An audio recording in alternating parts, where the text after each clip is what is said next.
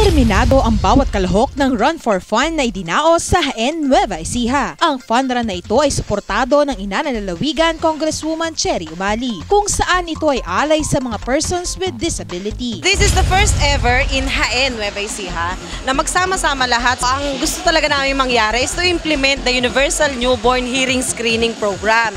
Kasi dito sa atin medyo kukunti yung hospitals na nag-o-offer, and then for those mga less fortunates, hindi na nila iniisip yon, which is very essential lalo na sa mga bata, para if we detect na meron silang hearing impairment o may problema sa pandinig, magkakaroon tayo agad ng solusyon, hindi yung kung kailan malaki na sila. Naging todo din ang suporta ni Jaén Mayor Santi Austria na nakilahok sa fun run na ito. Isang malaking karangalan ko bilang mayor na may mga ganitong ginaganap na fun run sa pakikipagtulungan ng mga masisipag na bilang bata nga si Beth, bilang kamag-anak, nandun yung kanyang pananaw na makatulong sa mga disabilities, at ang aking mga kababayan naman, nandyan yung 1,000% na pagtulong din. Ang Sauri naman ay isang livelihood project para sa mga persons with disability kung saan maaari silang kumita. Maulan man ay hindi nito napigil ang pagtakbo ng bawat kalahok, lalaki man, babae o kahit bata pa, para sa 3K, 5K and 10K run. Para sa 3K male category